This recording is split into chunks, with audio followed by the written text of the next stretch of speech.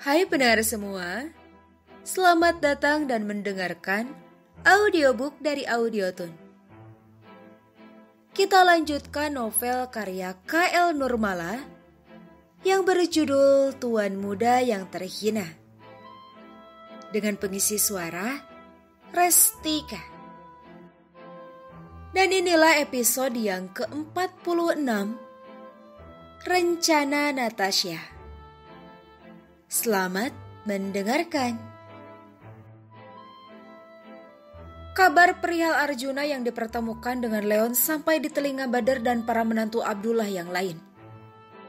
Berbeda dengan para saudaranya yang tentunya tergelak saat mengetahuinya, Fat justru langsung menuju rumah Abdullah meski malam sudah sangat larut.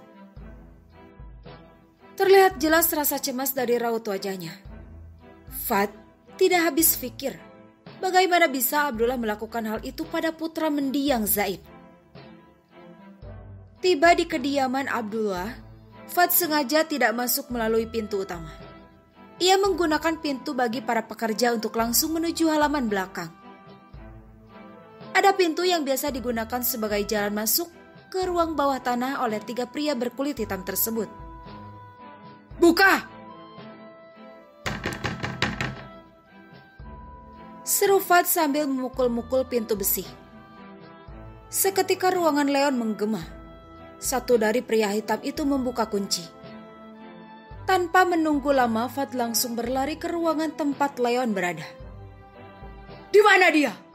Di mana Arjuna?" tanya Fat berteriak pada Leon sambil memukul keras pada jeruji besi di kandang itu. Seketika itu juga Leon meraung dan terlihat sangat marah. Ketiga pria itu menghampiri dan satu di antara mereka memberikan penjelasan pada Fat dengan bahasa isyarat.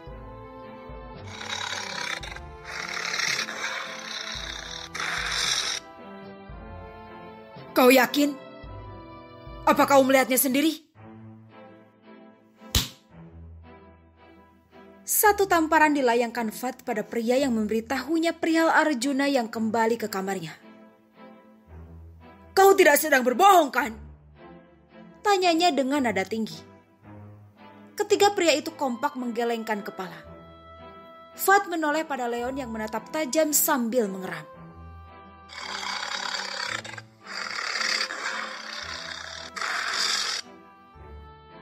Tanpa berbicara apapun juga Fat berlalu meninggalkan ruangan itu. Fat berniat meneruskan langkah menuju kamar Arjuna. Namun urung dan memilih kembali dengan rasa lega sekaligus sulit percaya. Hal serupa dirasakan Ahmed yang mendapat kabar dari Rahul yang diam-diam memperhatikan Arjuna saat keluar dari ruang bawah tanah. Di kamarnya, Arjuna terbaring lemas di atas kasur. Meski tidak ada luka yang berarti, badan Leon yang besar membuat tubuh Arjuna terasa remuk. Ia tidak bisa membayangkan jika sampai Leon menerekamnya dan menjadikannya santapan makan malam. Pastilah saat ini Natasha sudah menjadi seorang janda. "Natasha." Arjuna teringat pada ucapan Abdullah. Ia pun memaksakan diri untuk turun dan melangkah gontai menuju meja kerjanya. Arjuna terkejut melihat ada panggilan masuk dari Natasha selain beberapa panggilan tak terjawab. Apakah itu artinya Abdullah sempat bicara dengan Natasha? Arjuna melihat jam pada ponselnya. Saat ini Natasha pastilah sedang terlelap. Mengingat Jakarta lebih cepat 3 jam dari waktu Dubai. "Besok saja aku menelponmu. Sekarang, tidurlah dengan nyenyak, Tasya," gumam Arjuna. Arjuna kembali ke tempat tidur dan membaringkan tubuhnya yang lelah. Ia tidak yakin jika esok bisa bangun dalam keadaan yang bugar. Jakarta, Indonesia. Pukul 08.30 waktu Indonesia Barat. Kasus hukum Joshua, Irwan dan Inge terus bergulir. Mereka didakwa dengan banyak pasal pada kasus pidana sekaligus perdata. Sebagai pihak yang dirugikan, Adipura secara pribadi tidak bisa berbuat banyak. Ia justru harus menanggung malu dikarenakan 2 dari 3 tersangka adalah anggota keluarganya. Saat ini, Adipura sedang membicarakan banyak hal dengan pengacaranya, Adam, termasuk rencananya menceraikan Inge. Adam, urus perceraianku dengan wanita itu. Titah Adipura yang bahkan enggan mengucapkan nama Inge. Baik, Tuan, sahut Adam. Bagaimana dengan Tuan Muda? Apa kau tahu kapan dia kembali? Dan apakah penyerahan saham itu sudah dilakukan oleh pengacara mereka? Tanya Adipura pelan. Sepertinya belum. Saya tidak tahu, Tuan. Yang saya tahu, di Al-Fatih Group ada seorang Tuan Muda baru. Sahut Adam. Apa maksudmu? Ada yang lain selain Arjuna? Tanya Adipura bingung. Benar, Tuan. Apa posisinya lebih tinggi dari Arjuna? Tanya Adipura menyelidik. Dia merupakan cucu pertama Tuan Besar Al-Fatih. Sahut Adam. Benarkah? Sorot mata Adipura berbinar. Entah apa yang dipikirkan pria parubaya itu. Ia langsung memanggil Rama melalui sekretarisnya. Tak lama kemudian Rama pun datang. Selain menyerahkan beberapa berkas yang diminta Adam sebelumnya untuk kelengkapan berkas pada kasus manipulasi data Adipura Land, Rama juga memenuhi panggilan Adipura. Tuan memanggil saya? Di mana Tasya? Aku belum melihatnya. Apa dia belum datang? Tanya Adipura datar. Benar, Tuan. Nona belum datang. Sahut Rama. Tapi aku tidak melihat mobilnya tadi pagi. Gumam Adipura. Rama, aku akan menempatkanmu di bagian manajer keuangan menggantikan Kania. Mungkin akan mulai efektif minggu depan. Imbuh Adipura. Rama tersenyum lebar sambil berucap. Terima kasih, Tuan. Selamat ya, Rama. Ujar Adam ikut senang. Terima kasih, Pak. Ujarnya dan diangguki Adam. Rama tak bisa menyembunyikan kebahagiaannya. Saat Natasha yang baru saja datang masuk ke ruangan itu menatap heran pada Rama. Ada apa denganmu? Tanya Natasha sembari duduk di hadapan Adam. Saya dipromosi, Nona. Sahut Rama dengan senyumnya yang konyol. Oh ya?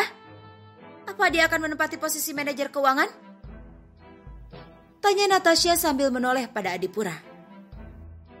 Adipura hanya menjawab dengan anggukan kecil. Natasha kembali menoleh pada Rama dan berkata, Apa kau sesenang itu?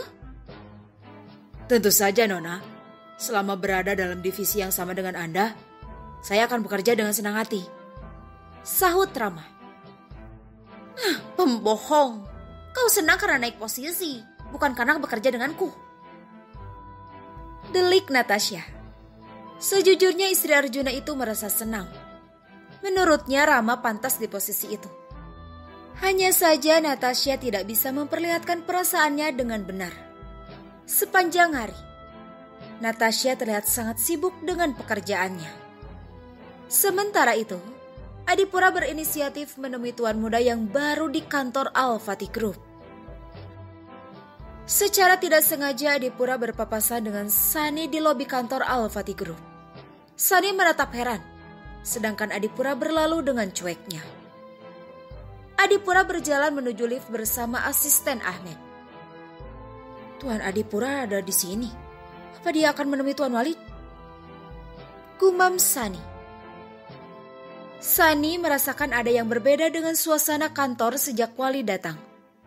Para karyawati sering sengaja berlama-lama di lobi berharap bisa melihat tuan muda mereka yang gagah dan pastinya suka tebar pesona. Sangat berbeda dengan Arjuna yang terkadang datang pun tak ada karyawan yang mengetahuinya. Sambil berjalan keluar dari gedung itu, Sani merogoh ponselnya dan menelpon seseorang. Nona, tiket Anda sudah siap. Sore ini penerbangan pukul 17:55 waktu Indonesia Barat. Ujarnya. Baik. Imbu Sani mengakhiri panggilannya. Sani pun meneruskan langkah sambil kembali menghubungi seseorang. Tuan, Nona akan datang. Akan tetapi beliau tidak ingin ada yang mengetahui perihal kedatangannya ke sana. ujar Sunny. Baik, Tuan. Sunny kembali mengakhiri panggilannya. Ya, sejak pembicaraannya dengan Natasha di penthouse, nona mudanya itu meminta diuruskan perihal rencananya menyusul Arjuna. Natasha ingin mendengar sendiri penjelasan dari Arjuna. Sebenarnya, Natasha meminta Sunny merahasiakan rencananya tersebut. Akan tetapi, Sunny tidak bisa melakukan hal itu. Setidaknya Ahmed harus mengetahuinya. Di tempat lain, Natasha yang sedang berkutat dengan keyboard laptop mengeratkan gigi-giginya. Ia memang berniat menyusul Arjuna. Niatnya semakin kuat ketika mendengar penuturan pria yang mengaku sebagai kakek Arjuna tadi malam. Kau pikir aku akan menunggu sampai 1 bulan? Yang benar saja. Apa nanti kau akan datang bersama istri barumu dan mengejekku? Sebelum itu terjadi, kau akan melihat bagaimana aku menggagalkan rencanamu menikah lagi. Geramnya. Natasha beranggapan Arjuna ingin membalas perlakuan dirinya selama ini dengan membawa istri baru saat kembali nanti. Bersambung. Episode ini telah usai. Jika suka, jangan lupa tekan tombol favorit di audiobook novel ini. Terima kasih telah mendengarkan.